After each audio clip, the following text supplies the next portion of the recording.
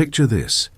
You're a young woman dragged before the emperor's court, accused of whispering secrets to a rival faction. The punishment awaiting you isn't just exile. It's a slow, humiliating death designed to terrify every other concubine watching. But how did the Mughal Harem become such a brutal system of control? And what desperate choices did women make to survive when every move could mean torture or execution? Now picture your new reality. 30-foot stone walls enclosing courtyards where sunlight barely reaches the ground. You inhabit a gilded labyrinth of interconnected chambers and passages, each turn monitored by silent eunuch guards stationed at every intersection. Marble floors reflect the flicker of oil lamps, but the beauty masks the design's true purpose: control. The zanana blends Persian arched gateways with Indian jali screens, ornate lattices that allow supervisors to observe you without being seen. You can hear distant voices, footsteps, the rustle of silk, but visual contact is strictly managed. Movement between sections requires permission. Certain corridors lead only to dead ends unless you know the layout intimately. Unauthorized exploration risks immediate reprimand or worse. These architectural choices didn't develop by accident. They reflect a deliberate fusion of seclusion practices from Islamic and Hindu court traditions, creating a space where surveillance felt omnipresent yet invisible. High-walled gardens offered no true privacy.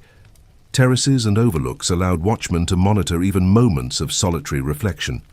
Your chambers, though lavishly furnished, had barred windows and heavy curtains that could be drawn by attendants without your consent. This engineered environment taught a brutal lesson. Escape wasn't just forbidden, it was structurally impossible. The architecture shaped behavior long before punishment was required.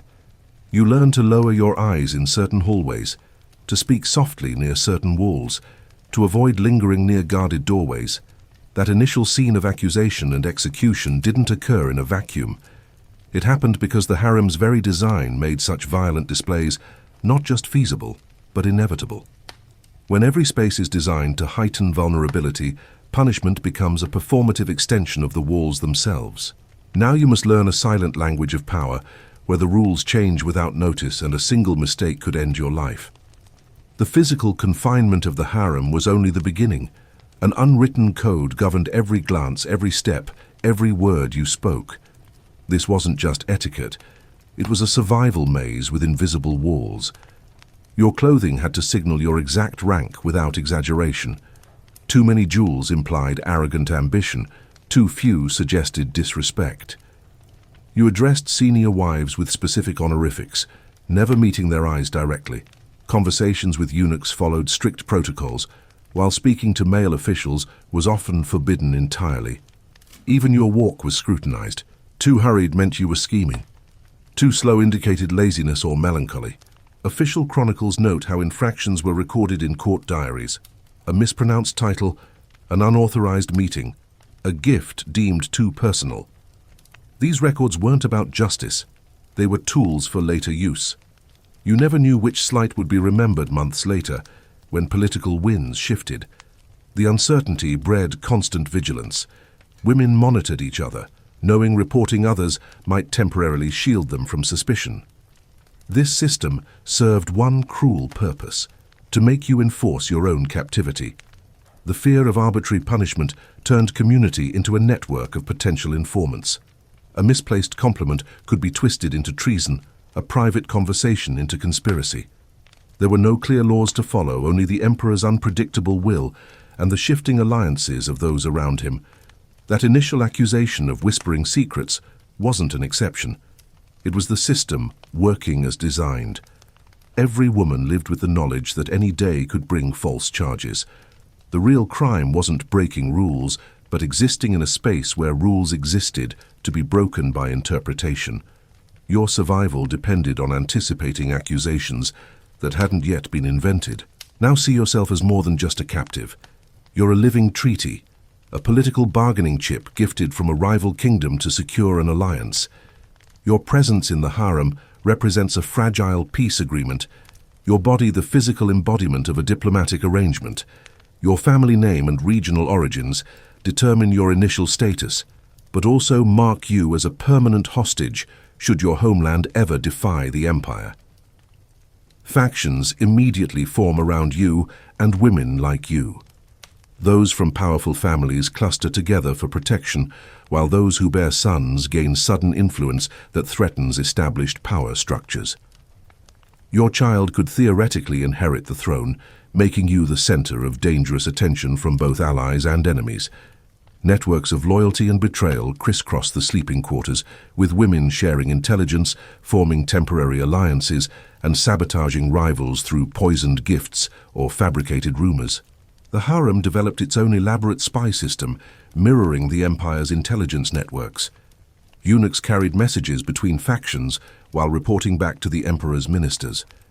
You learn to measure every conversation, knowing a careless word about your homeland's military strength or a rival noble's ambitions could be used against your family. Ambassadors' accounts describe how harem politics influenced foreign policy decisions, with favored concubines occasionally securing privileges for their regions, while disgraced ones saw their families punished. That initial scene of accusation and execution takes on new meaning in this context. The woman being punished likely represented a rising faction. Perhaps she bore a son, or her family had grown too powerful. Her destruction sends a clear message to rival kingdoms and internal opponents. No alliance is permanent, no favor secure.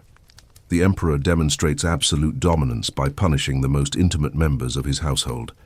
What appeared as random cruelty was actually a calculated political strike, using a woman's body to communicate with powers beyond the palace walls. But within this nightmare, you were not merely a passive victim. You became a strategic actor in a brutal survival game where every decision carried life or death consequences.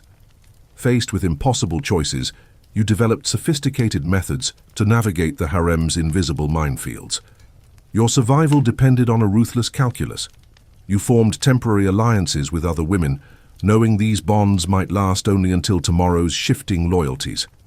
You carefully cultivated relationships with powerful eunuchs who controlled access to food, messages, and protection.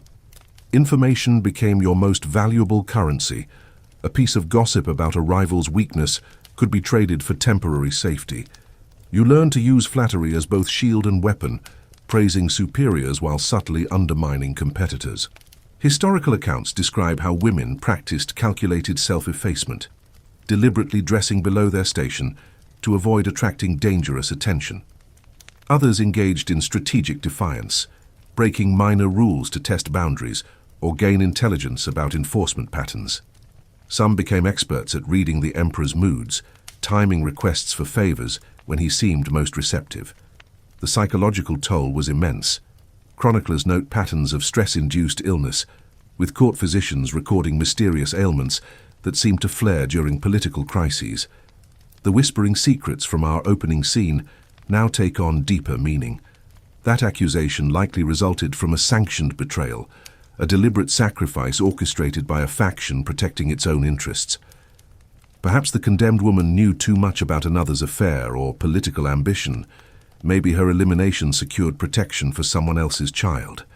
Her fate served as both warning and bargaining chip in the endless negotiations that defined harem existence. These desperate strategies represented the only form of agency available within a system designed to strip you of all autonomy. Every calculated smile, every shared secret, every strategic silence was a testament to the human capacity for adaptation under extreme oppression.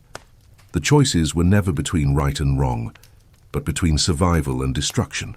The Mughal Harem's reality reveals how empires engineer control through architecture, unwritten rules, and political manipulation. This wasn't accidental oppression, but a calculated system where luxury masked brutality and every woman's body became a political instrument. Looking past the silks and jewels exposes the human cost of absolute power, a pattern repeated in closed systems across history. If you want to uncover more hidden truths of history, subscribe and tell us where you're listening from in the comments.